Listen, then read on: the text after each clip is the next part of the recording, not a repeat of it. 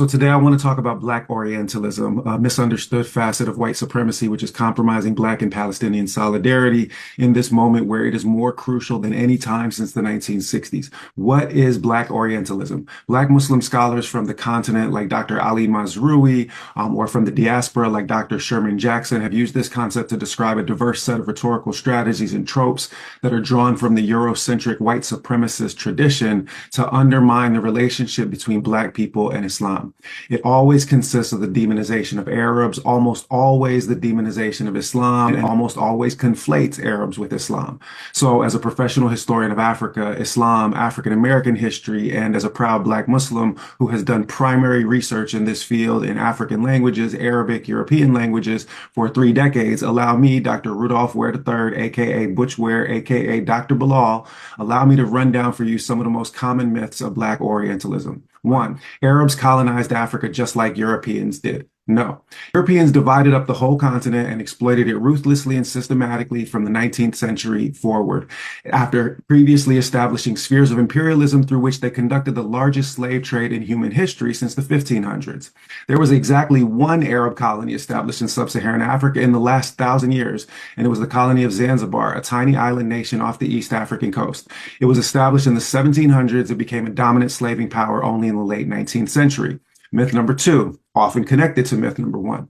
Like European Christianity, Arab Islam was imposed on African populations through colonization, forced conversion, slavery, and foreign imperialism. No force from outside sub-Saharan Africa established Islamic rule or Arab political dominance in sub-Saharan Africa.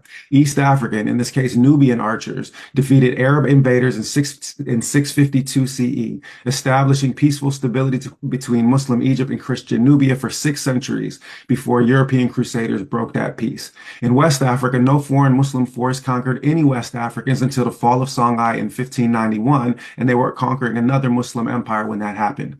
Well after the overwhelming majority of the Savannah and Sahel regions had accepted Islam voluntarily centuries previously. On the Swahili coast, Bantu-speaking populations adopted Islam without force and incorporated small Yemeni and Persian populations without major conflict between the groups before the Omani colonization of Zanzibar that I mentioned from the 1700s. In other words, in sub-Saharan Africa, Islam was almost never forced upon Africans by Arabs. 3.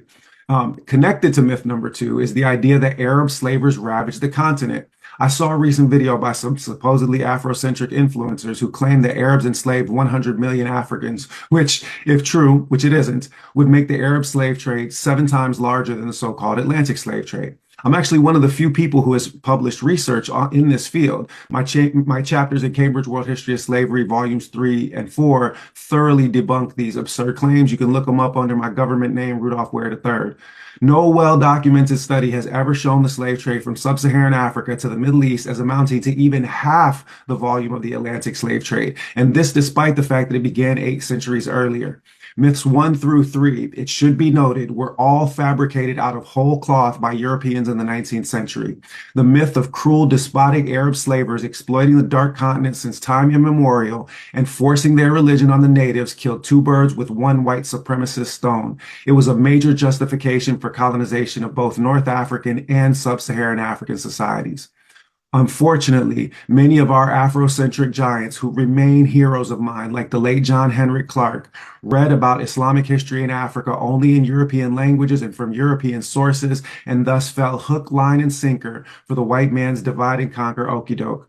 It is worth mentioning that diaspora scholars that actually learned Arabic and engaged Muslim scholars, men like Edward Wilmot Blyden, author of Christianity, Islam, and the Negro Race, which came out in 1887, did not fall for this nonsense.